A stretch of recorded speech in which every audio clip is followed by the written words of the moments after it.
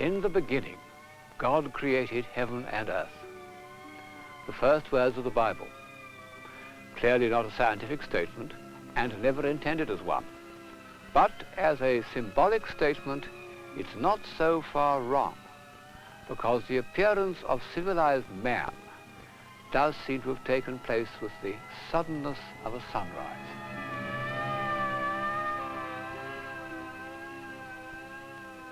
The evolution of this figure, whom we know from skulls, with low forehead and crunching jaws, who came out of his cave to hunt and eat, into this man living in a shining hall with geometrical proportions and recording the passage of time in beautiful hieroglyphics. This process, which by evolutionary standards should have taken millions of years, seems to have taken only a few hundred. Where did it happen? Historians give contradictory answers, as one archaeological discovery cancels out the other. But from ancient times, people have believed that it happened in Egypt. When did it happen? There we can give a clearer answer, because most people believe that civilization first appeared about 5,000 years ago, both in the Nile Valley and in Mesopotamia. The cities of Mesopotamia rose and fell, but Egypt remained a social unit for almost 3,000 years. How did it happen? Well, I've come out here to describe some of the stages in this almost incredible event. What happened in the beginning?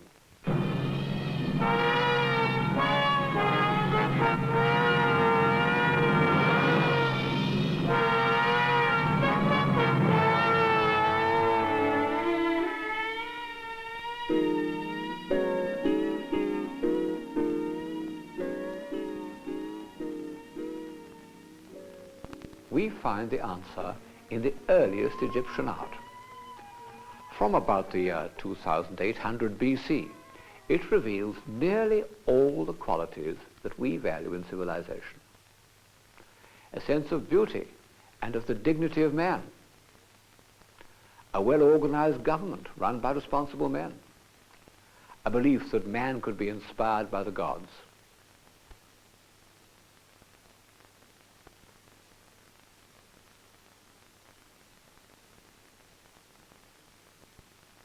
An awareness of nature as something very close to ourselves, which could be beautiful as well as useful. A sense of clarity and order. Geometry and its application to design in sculpture and architecture.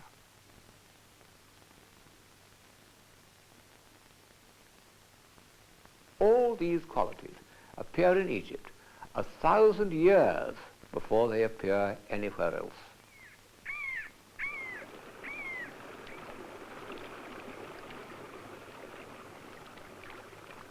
What made possible this miraculous development? Well, for once the answer is simple. The river Nile. The country has virtually no rainfall. The greater part is desert, but the heavy rains in distant Ethiopia caused the Nile to flood every summer.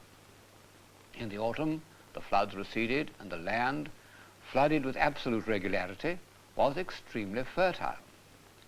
It and it alone supported life. It was Egypt. All around stretched the barren desert. Pouring northwards over the cataracts of the Nubian hills, the Nile floods brought with them silt, a rich deposit of fresh earth which was left behind every year when the floods went down. The Greek historian Herodotus rightly said, Egypt was the gift of the Nile.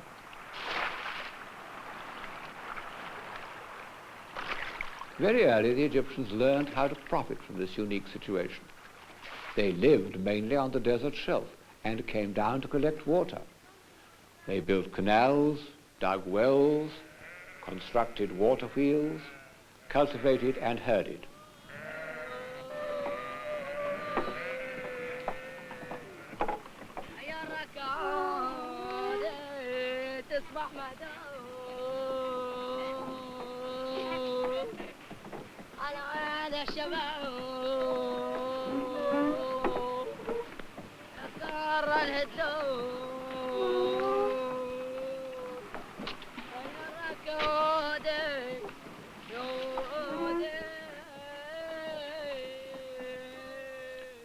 Living in a climate of almost unvarying good weather, dependent on a regular and, as they supposed, God-given natural event, they became adept at its conservation and, in consequence, intensely conservative. The Nile ran from south to north, so that the sun made a complete arc over it. The sun rose in the east, and it was on the east bank that they built their cities. It died in the west, and it was on the west bank that they buried their dead. Light, the sun, water were life. Darkness and the desert were death. They worshipped the sun under various titles. They thought that it died every night and was reborn. They believed in the immortality of the soul and the resurrection of the body. They believed that good deeds would be rewarded in afterlife. What a leap forward of the human mind from the days of voodoo and human sacrifice. Politically, the crucial step was taken in about 3000 BC. The separate Stone Age communities along the Nile were welded together by a warlike king. Now the narrow strip of Upper Egypt and the wider fertile belt of Lower Egypt, the Delta, would work together. The benefits were immediate. The king who achieved this is thought to have been called Narmer. Here he is on a pallet, a sort of plate for offerings to the gods. Below him, the uniting of the two kingdoms of Upper and Lower Egypt, the cooperation on which all the future prosperity of Egypt depended, is symbolized by the intersecting necks of these two monsters. This side is still rather voodooish, but the other side, depicting King Narmer, is clear and orderly, and already shows some of the characteristics of Egyptian art, especially the way in which the heads are turned in profile and the chests are frontal.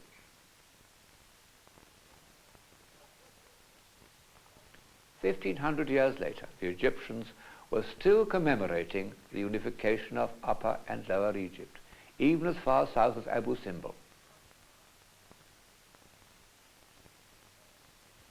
The figures representing the two regions are binding together the lungs, the organs vital for life, and rightly so. Whenever the unity was threatened by the breakdown of central government, Egypt suffered. No transport, no building, no productive human life was possible without the Nile, and it has remained the center of life for the Egyptian peasant.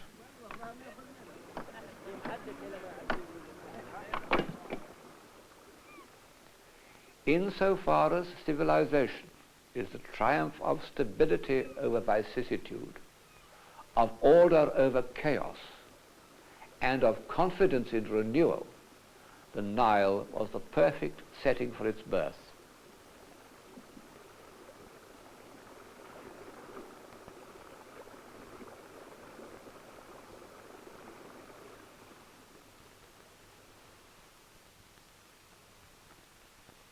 Soon after 3000 BC, a new capital was established near the junction of Upper and Lower Egypt.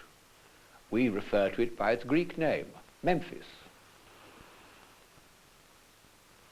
Well, Memphis was repeatedly sacked and destroyed. Nothing to be seen now but palm trees.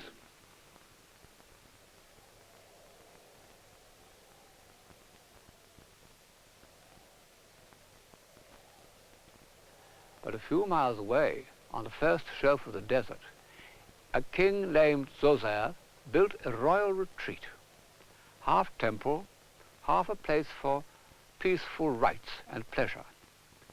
And in the middle of it, he built as his tomb the earliest pyramid.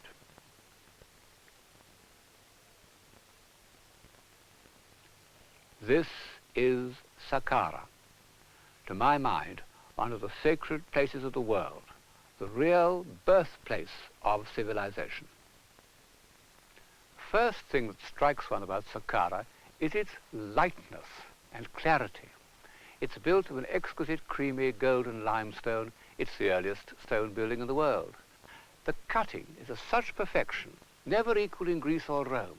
And the strange thing is that it's an imitation in stone of wooden architecture, even down to imitating in stone the ends of wooden beams. They wanted to make something permanent.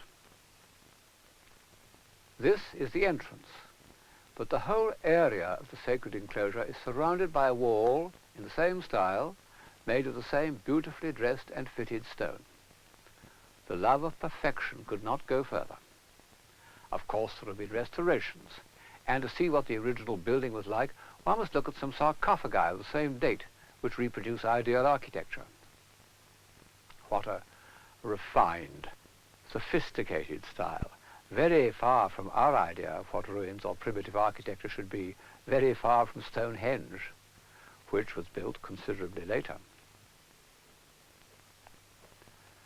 One can say that this row of pillars through which I'm walking is based on clusters of stems, but at the other end of the courtyard they turn into fluted columns, Doric columns, 2,000 years earlier than the Parthenon, except that they haven't disengaged themselves from the wall. Even the details that anticipate what we think of as an Egyptian style have a refinement that we might call classical.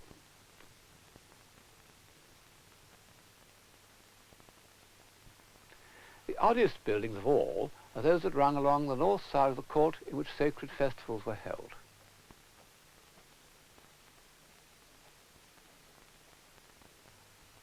What can they have been for? Were they little chapels? They're difficult to enter, and when one gets inside, there's a blank wall. But they have fluted columns of the utmost elegance, which lead up to capitals with holes for flagstaffs. One is completely baffled by the extreme sophistication and the incalculable purpose of this exquisite architecture. Combination of measuring mind and responsive hand cannot go further. The date, 2770 BC.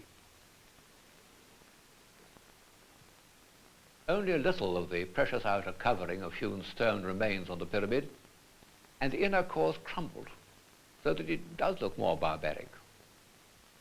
It's the earliest pyramid. Before that time, men had been buried in relatively modest tombs, and why King Zoser wanted to raise a pyramid of solid stone, we simply don't know. Deep underground, in a tunnel nearby, there is a relief of King Zoser running a ritual race, a pose that was to survive all the way through Egyptian art for 3,000 years. Only it was more usually associated with victory than with religious ecstasy. In prehistoric times, kings had run an annual course to prove their continuing energy to rule, and this test may have survived as a ceremony. It has a glorious energy and elasticity. These people had a long run ahead of them.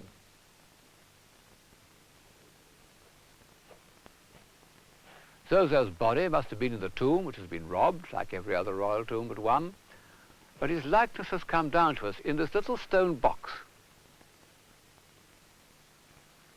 Battered but grandiose.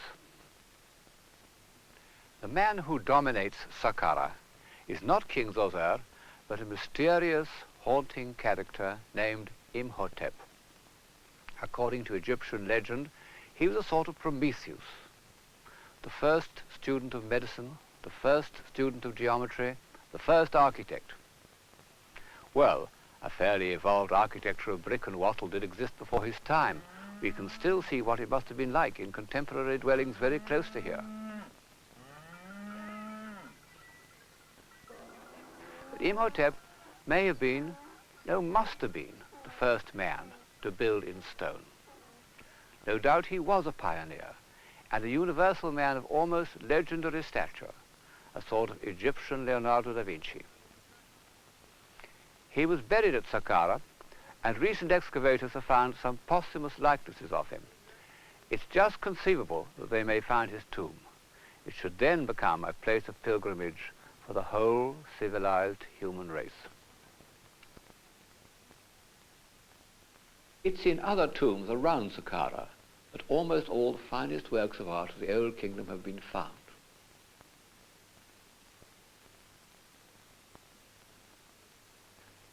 These tombs were built to commemorate noblemen who were usually shown as a statue in a false entrance inside. And on the surrounding walls are scenes depicting human activity in a way that we hardly find again to the 15th century books of ours, or even Bruegel. As in a medieval calendar of the months, we can follow the seasons of the farmer's year.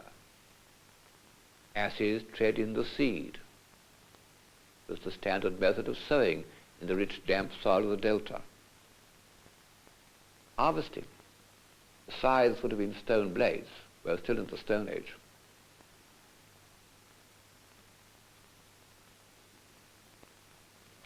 The crop is loaded into rope baskets. The Nile had made Egypt the greatest wheat-producing country of the ancient world.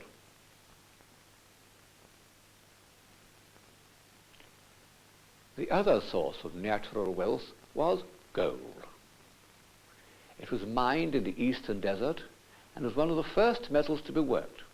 Here are artisans blowing down hollow reeds to keep the charcoal furnace at the right temperature for smelting the gold.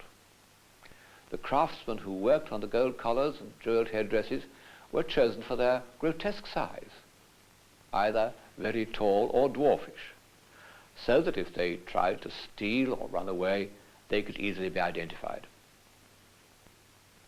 These reliefs are also full of vitality. On a Nile boat, the boatmen were obviously as rowdy as Thames bargees.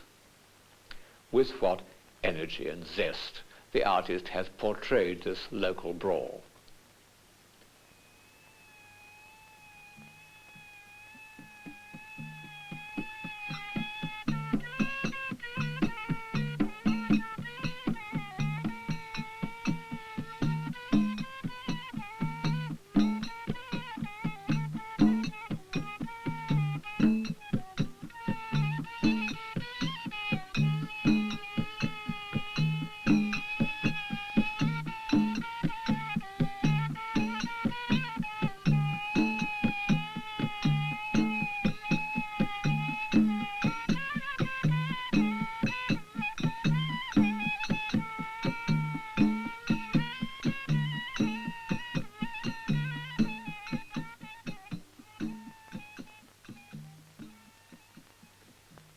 In addition to their extraordinary record of human activity, these tombs also show us something very important about the early Egyptians, their love of animals and of nature generally. They show all the stages of animal husbandry. A bearded farmer helps in the birth of a calf.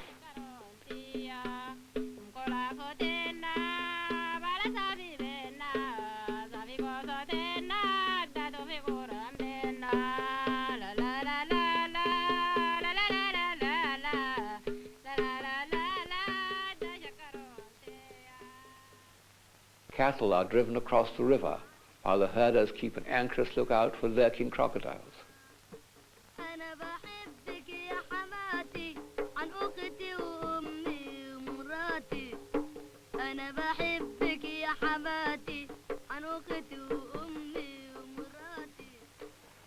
Among the tall reeds of the swamps, a small boy fishes, oblivious of the drama of the hippopotamus hunt at the other end of the boat.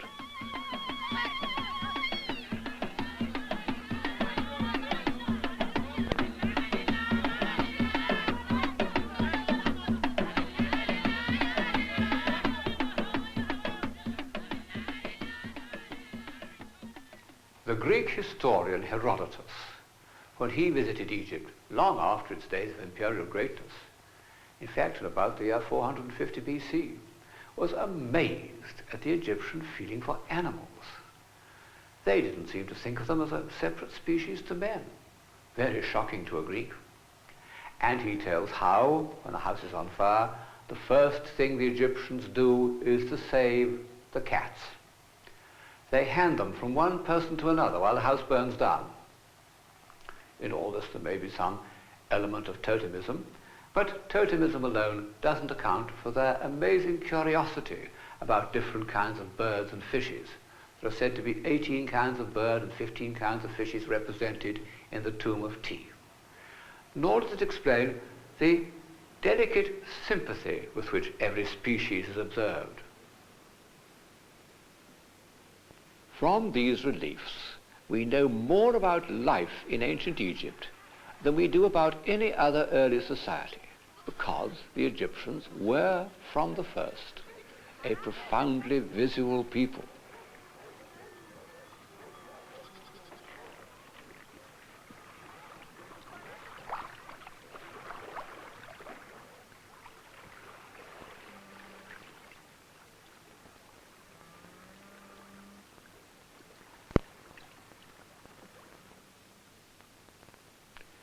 In Egypt, one is tempted to paraphrase the opening words of St. John's Gospel and say, "In the beginning was the image, and the image was with God, and the image was God." Even their writing consisted in a series of visual experiences, pictograms that turned into letters, consonants only, there were no vowels. These beautiful little images must be the most uneconomical form of writing ever invented, even more so than the Chinese ideogram, and sooner or later they were superseded by two simpler forms of script.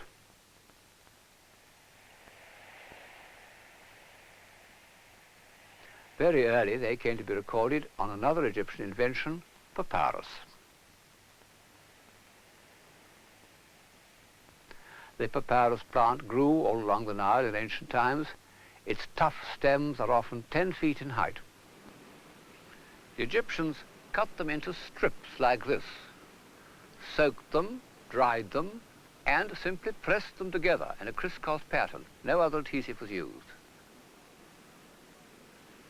One can see the crisscrossing of the strips if one holds up a bit of papyrus to the light. There it is. The result was an extremely tough and durable form of writing material. Much of it has survived. Here's an example. Papyrus was used all over the Mediterranean world for more than 2,000 years until the Chinese invention of paper superseded it. The Egyptians continued to use the carved hieroglyphs for all ceremonial inscriptions, and, like Chinese calligraphy, they are a beautiful form of decoration. Only, unlike Chinese calligraphy, they are always the same, and they don't allow for individual expression. Because their script consisted of stereotyped images, the Egyptians could not achieve verbal abstraction. So they never created a philosophy in the Greek sense of the word. They could not speculate on the meaning of words. But one can't say that they were unable to form concepts, because all their visual experience was subjected to strict underlying form and geometrical schemes.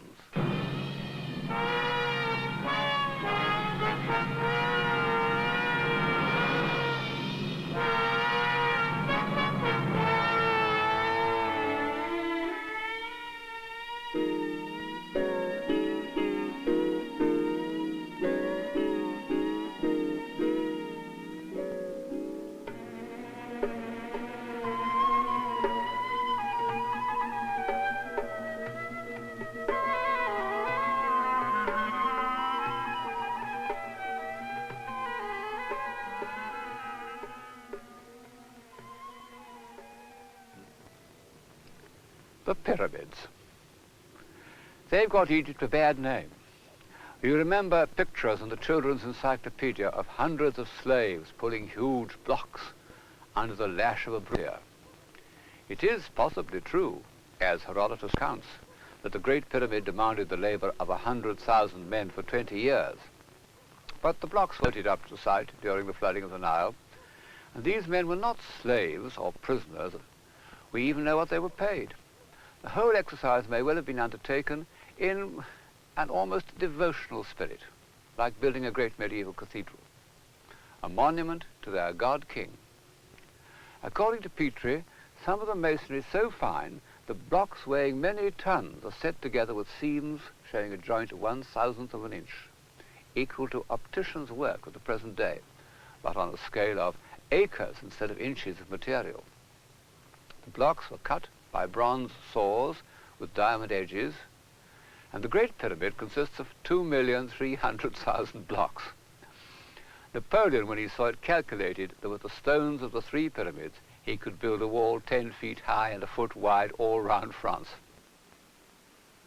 For nearly 4,000 years, until the 19th century, the Great Pyramid was the tallest building in the world.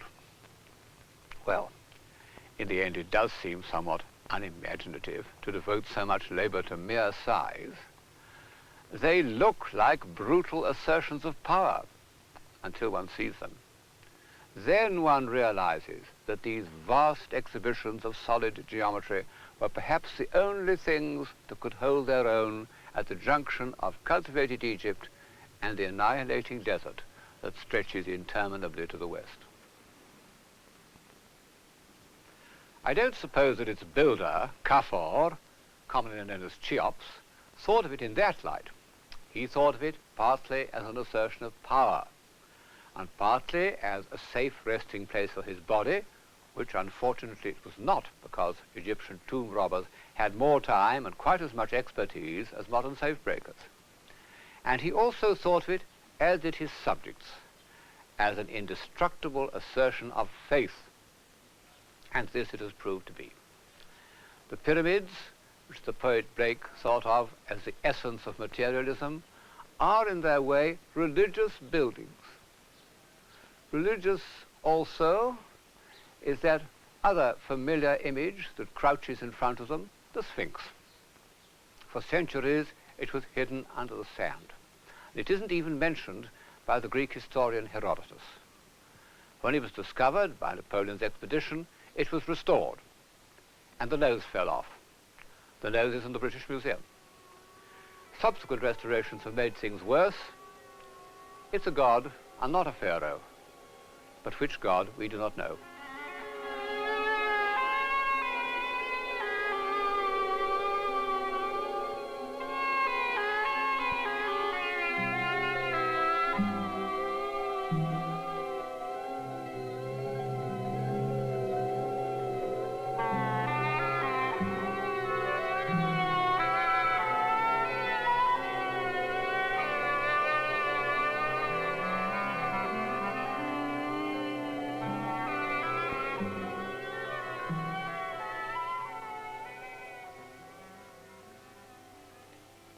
The sculpture of 2500 BC shows the same confidence and energy that went to build the pyramids.